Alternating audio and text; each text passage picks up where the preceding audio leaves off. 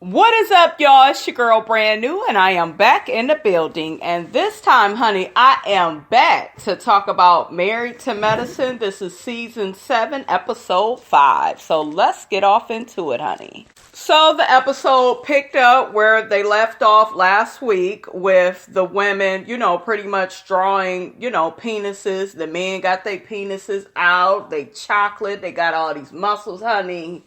The Lord is my shepherd, and I see what I want, honey. Okay? Them men was looking so good. Miss Robinson was over here getting her life, honey. I said, oh, Toya. I like you, Toya. I like how you think. You need to be a party planner. You know how to plan a good party, Toya. That's a damn good idea. I'm looking like, shit. When I turn 40, I need a whole bunch of naked men around me, honey, and I could just sit there and be the lady that I was created to be and just partake in all the chocolate. I'm going to have all different colors, honey. I can see it now, honey. Woo! The ladies was getting their life. Jackie, she was getting her life. Simone thanked Toya for inviting her to the party. Heavily, you my girl, but you need to stop fronting, honey. You need to stop fronting, because you enjoy looking at all that chocolate, honey. But one of the guys, y'all, tried to pick Heavenly up. She damn near had a fit. She was like, oh no, let me down. Somebody come get their baby, honey. Tell that baby, let me down. Get off of me. I love Contessa's penis pick the best. Contessa, you did good. Heavenly, you crazy as hell. You gonna draw a damn cross.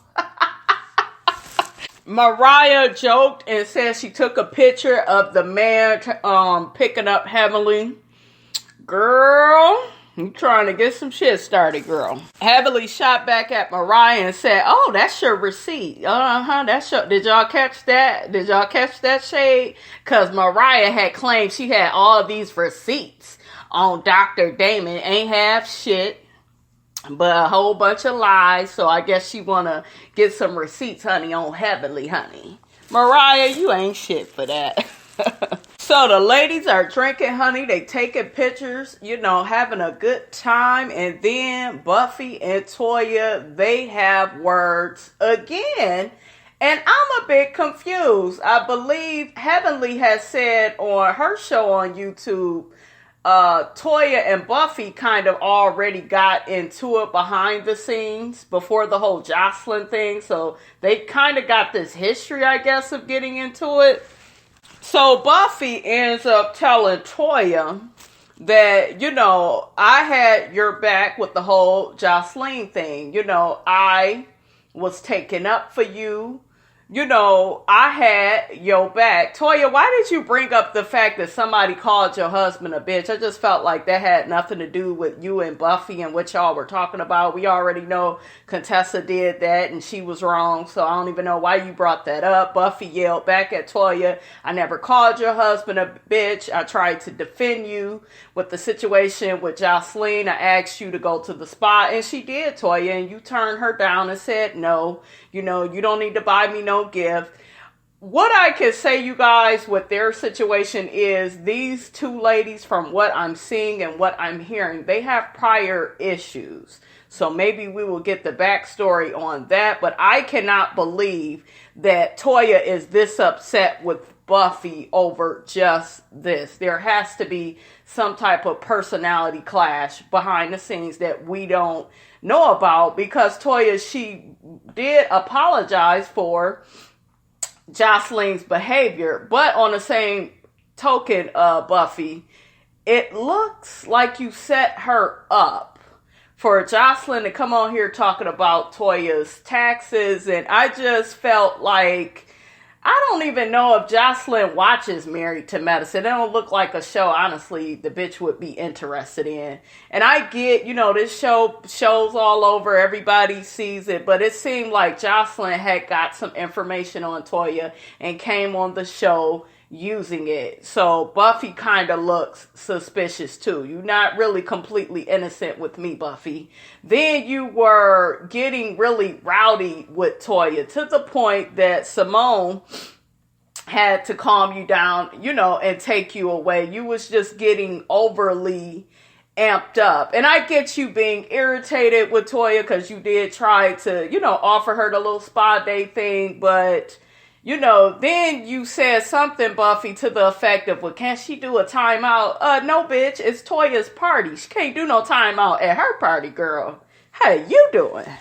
So Contessa, Buffy, and Simone, they're outside. They're all talking. And, Buffy is just really still in her feelings. She's upset. And she's just like, why doesn't Toya get the fact that I've been taking up for her, this whole time? I've had her back when it came to this situation with Jocelyn. And Contessa was just like, you know what? Toya has a rough exterior. But once you get past that, she's cool. You just have to stick it out, It looked like Buffy was listening to her. You got Toya in the building still with the other ladies about to cut cake. And she's saying happy birthday to herself. And Mariah got the cake. Ooh, that's like a real pretty cake, Toya.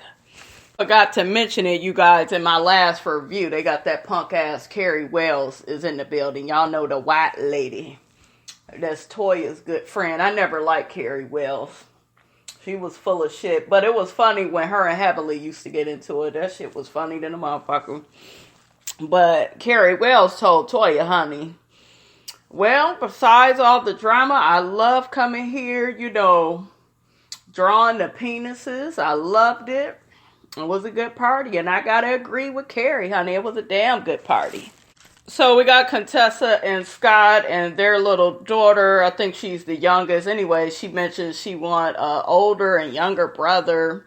And Contessa was like, well, geez, you want mommy to have another kid? Contessa, please don't have no more children.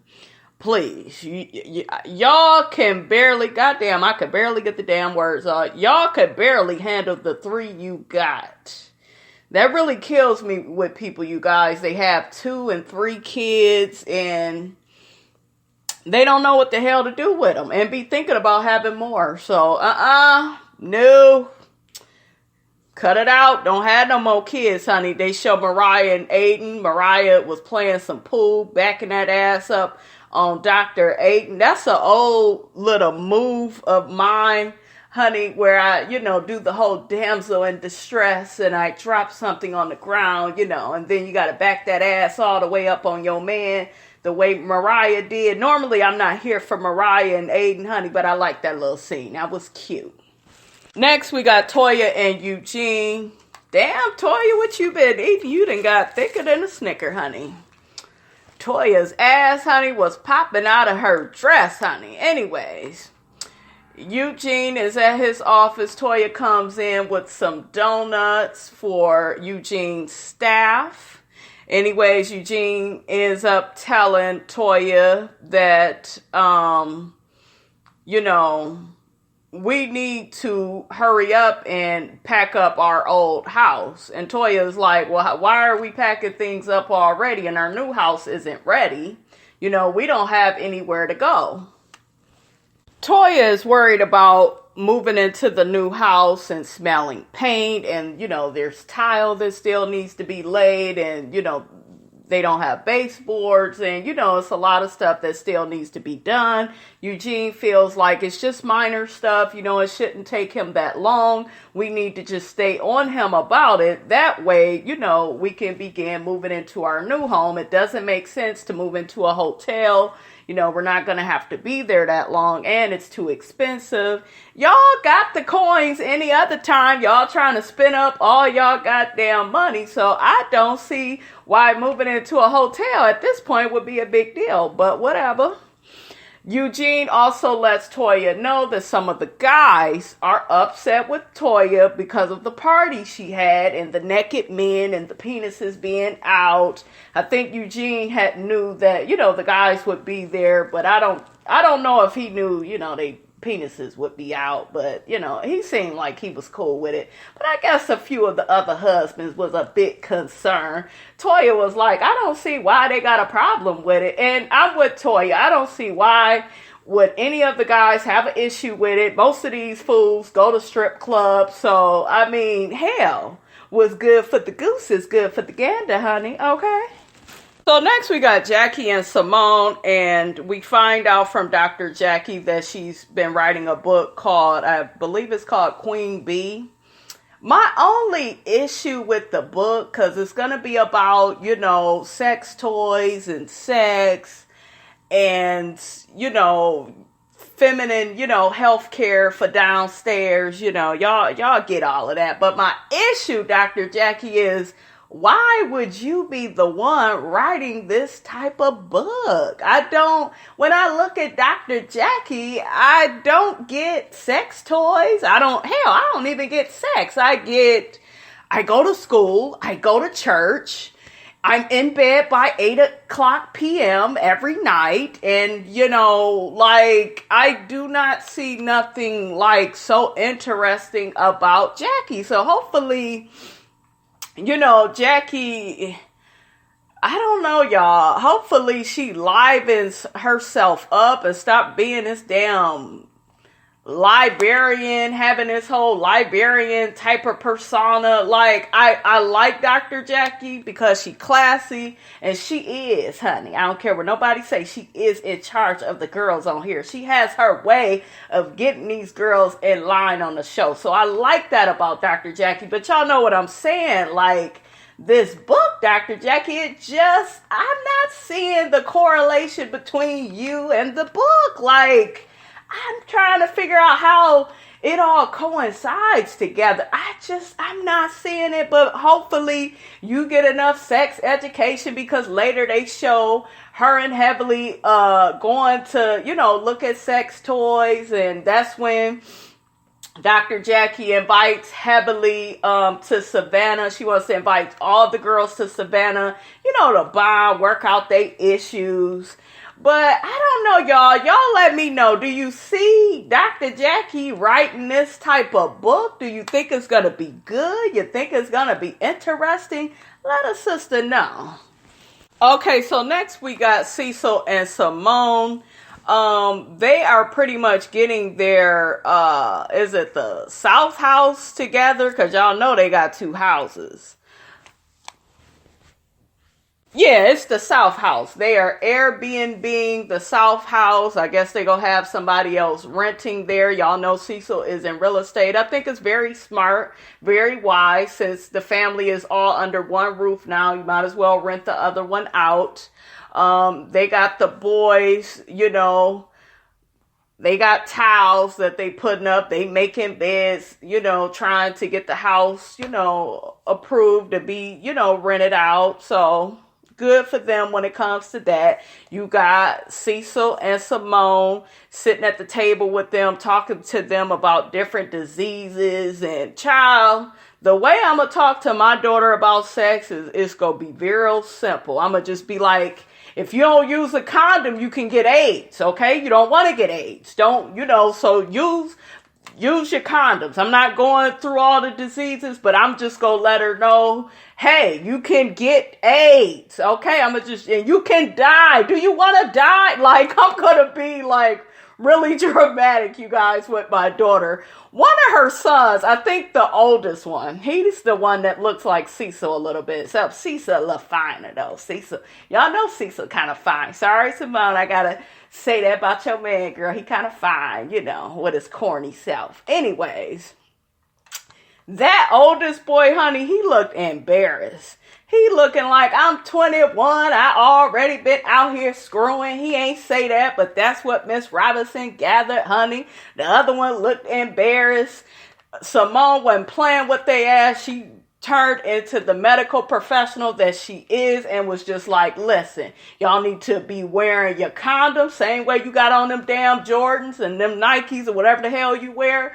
Have a damn condom on you at all times. If a woman is saying no to you at any point before sex, during or after sex, you are to leave that woman alone. Don't you be forcing yourself on her, even if you got an erection. I was like, yes, Dr. Simone. She did really a good job, you guys, in my opinion, on talking to them about sex. So I was really feeling that. I also like when she told them that, if you don't take a woman's word for it, you can go to jail. So if that woman telling you no, and you still do the shit anyways, you can go to jail. I like that she brought that up because we have had different celebrities, they got caught up from back in their days of doing what they was doing. They got called to the carpet for their behavior. So that's important. You don't want to go to jail trying to get some sex. It's not cool. It's not cute. So next we got Quad and Simone. Not Quad and Simone. Quad and Dr. Heavenly, you guys. I am really feeling, their friendship. I'm really liking it. I like Quad's hair. She had the little side ponytail and I like it. I like the hair color on her skin. I think it looks good. Quad, what you do need to stop doing though, you need to leave the short blonde hair alone. You can do blonde, but I wouldn't do it that short. I think Quad looks good with when her hair is like in a bob, you guys. Oh my gosh, she looks so pretty. But the real short hair, honey, no. Leave that alone, Quad. Anyway, she's on the phone with her attorney, wrapping up her divorce from Dr. G, who I miss. I've been taking care of you since the day I met you. I just love hearing him say that with his crazy ass. But she wrapping up stuff with the attorney. The attorney tells her, we're almost done. We just need to stay on Dr. G about the taxes. She said, well, why I gotta stay on him? About his taxes, what that got to do with me? I shouldn't have to do all that heavily steady asking for some crackers to go with her damn cheese. So Heavenly and Quad, they end up talking about when Quad should be divorced. And I think Quad had mentioned sometime, early in June. Heavenly had mentioned that she's sick and tired of the divorce. Quad burst out laughing, honey. And Heavenly was like, I know you going through it, honey, but I'm just tired of talking about it. I'm sick of you having to go through all this. And, it looks like it could be really tough, you guys. And nasty to go through a divorce. To go through any kind of breakup, I think, in life is just very difficult and heartbreaking. So my heart goes out to Quad for that. Heavenly tells Quad, you looking good, girl, to be going through a divorce. You wear it well, honey. I know that's right. Quad is always sharp, except for when she had that damn short blonde hair in, honey. I am not a fan of that. So all the guys, honey, they get together and they are all playing this game where they take a football and knock down bowling pins, honey. Don't ask me about this silly ass game that they playing. But anyway, Cecil thought it would be good for all the guys to get out. We finally get to know Buffy's husband a bit more. He's the only white husband on the show. And they are him and Simone are kind of worried about him being the Dr. Phil of the group, honey. So I like Dr. Phil, though. I don't see nothing wrong with Dr. Phil. See, so you get yourself together. So Eugene and Buffy's husband, they end up talking about, what went down at Buffy's party with Jocelyn and Toya, and then, Eugene and Jocelyn, had got into what they got into. And then Buffy's husband just wanted to explain that, we have friends of all different types of backgrounds. And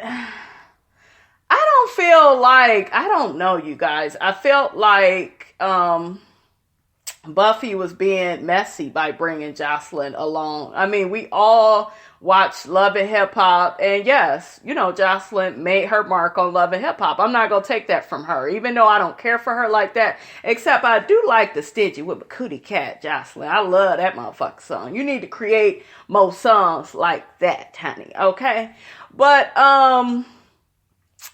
Jocelyn, just like I said, she had no business being at the party. I don't care how cool her and Buffy is, but Buffy said, well, shit, I need to make a splash on this show. Let me have my girl Jocelyn come through. She need a few coins, so let's do it, So I think that's what it was. And then Buffy kind of needed a storyline. Buffy previously had issues with Toya, and that's why that shit went the way that it went. But Buffy's husband and Eugene was just basically saying how, you know, Buffy and Toya need to talk and work out their issues, you know, and just squash everything.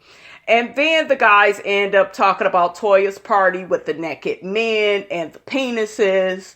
Curtis, you shut your motherfucking ass up. Normally, I try to have your back, Curtis, just a little bit, because everybody is still mad at you for cheating on Dr. Jackie. But Curtis, you need to shut the fuck up. You don't have the right, okay, to have an opinion about any penis being out at any parties. You was out getting your little pussy on the side. So I ain't trying to hear from you, okay? Dr. Damon, he was a little surprised by the festivities cause honey, Heavenly, she ain't told him jack squat. She said, I ain't telling daddy none of that, you know, so, Damon was listening to Eugene like, oh, okay, they had all that going on. Okay, well, all I know is we all need to get together and get some strippers and we can paint, you know, what we see too. You know, let's, you know, and I wasn't mad at Daddy. I said, look at Daddy. Daddy said he's sick of being a good guy. So he talks all the other guys into it. Dr. Scott, who was Contessa's husband, he's all down for it. Because, matter of fact, he's the one that mentioned to Damon that one of the guys had picked up Heavenly, because Contessa had told him that, Contessa, you ain't got no girlfriend code. You ain't have to tell your husband that, girl. Why you do that, girl? So next, you guys, we see Toya and Eugene moving. They got a whole bunch of shit to move, honey. Oh my God. I remember them days, honey, of moving. Woo. So by the time they get to the new house, Toya is stressed out and, you know, she's talking to Eugene. I guess they outside in the back of their new house and she's just like, I thought that, you know, this move would be, you know, better than what it has been. It's been very stressful and tiring. And Toya, you are moving. This is how it feels when you move. Imagine moving with, hell, with a lack of money. With, like, you and Eugene are moving and y'all got coins. Like, imagine being broke as fucking moving. Like, you really want to see stress, bitch? See some shit like that. So Eugene just tried to talk to her and put things in perspective. Like, you are looking at the glass as being half empty. You need to look at it for being half full, because it is. You got a beautiful new home and you're going to furnish it with all your new furniture and stuff. And I'm like, yes, Dr. Eugene, yes, remind her, because she is forgetting the bigger picture.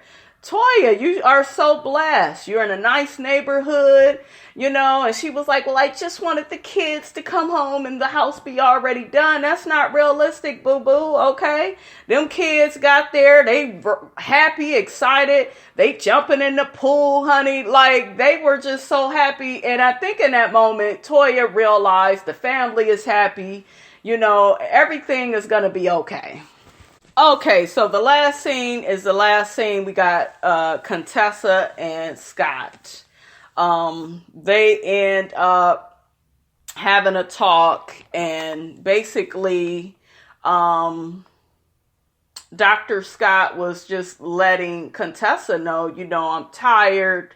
I'm overwhelmed. He had also, you guys, I didn't mention it, when he was out with the guys, he had told them it was very overwhelming being a single dad and, you know, all the responsibilities that go along with that. Plus, y'all know he's like a doctor, you know, so he's working hard at home. He's working hard with the kids. And Contessa, you know, she's listening to all of this and she's just like, well, you know, when I was a mom, and, I was working at home with the kids. I don't remember you ever saying to me, hey, you need to break, or I was overwhelmed. And Scott was like, no, don't say that. I did recognize that, you needed a break. And Scott brought up a really good point, because at first, when we were introduced to Contessa, she had the kids with Miss Renee, and he had pretty much mentioned, he mentioned that she went back to work and then ended up saying, well, I'm always at work and I'm always missing out on the kids. And then you took the time off to be at the house with the kids. That wasn't good enough for you. Then you wanted to go back to work and now, go to Nashville for this program. And Dr. Scott was just like, I have no issue or beef with you on this program that you are in, and I think he gets it on a professional level because he's a doctor too. But he's just like, I'm just not with disrupting the kids' schedule. The children, they need both a dad and a mom, But the thing of it, you guys, is you guys are partners. It's not more his responsibility, Contessa and Dr. Scott. It's not more her responsibility. What you guys should have did was hired somebody. You all have the funds. You have the money. I imagine families that don't have money for a babysitter or help. I really do feel like they should have just hired somebody and Contessa could have finished her program, but she ends up doing this guilt trip with him. And y'all know I've been kind of dragging Dr. Scott, saying, well, them your damn kids, you need to just watch them. I kind of been on his ass, but I was kind of more or less on his side with this, because Contessa, you were doing a lot of blame shifting, I felt. And you were doing a guilt trip with him, and he already knew it. He already saw it coming by how you was talking. And Contessa, I didn't feel that it was right. Normally I am on your side, girl. Okay. I likes to be on the side of the lady, but I got to call you out when you're wrong. I just felt like you was wrong for coming at your husband like that. Like I said, you guys, you just should have hired somebody collectively as a couple. You guys should have made that decision. And then, Contessa, you said to your husband, oh, well, if you had such an issue with the program I was in Nashville, why you didn't ever say nothing? He was like, well, I'm not going to stop you from chasing your dreams. And then she had told him, and I love him saying that, you guys, because I like people like that, because we do get with people that get jealous of us and they will stop you from chasing your damn dreams, whether they just your man or your husband. But I love that he said that. And I feel like Scott is a supportive husband, but he got overwhelmed with them damn kids, and that's where hiring help helps out. But Contessa, you did a major blow, because you said, you know what? I just withdrew from school. Happy now? You happy? I'll be back at home now. See, that's the wrong way, mama. That's the wrong way to do that. So you doing that wasn't cool. It made Scott feel awful. Now you're about to, I think Jackie is the one that said it on one of these previous episodes. Maybe she didn't say it on the show. Maybe it's an interview, but I know Jackie said it. She was just like, you know what? I think she's going to start, resenting him. She's going to start resenting him. And resentment is a motherfucker, Contessa, when it shows up in a relationship. Because you're going to always be blaming your husband and feeling resentment for not fully chasing your dreams, So you guys, I didn't like that last scene between the two of them. It just was not a partnership. You guys are married, and when you're married, it really should be. It's totally different from being a boyfriend and girlfriend. And even a boyfriend and girlfriend that live together, they both help out with the kids, but you guys are married, like y'all got the law involved with y'all union. And I see their relationship, you guys, going downhill. Let me know how you guys feel about this episode, especially the Contessa and Scott situation. How do you guys see that? Was y'all feeling all the guilt trip she was trying to put off on him? I wasn't in support of it. You know, I felt bad for him that, you know, she was doing that. All right, you guys, that's all I have to say on Married to Medicine. Don't forget to like, comment, and subscribe, and I will check you guys out later.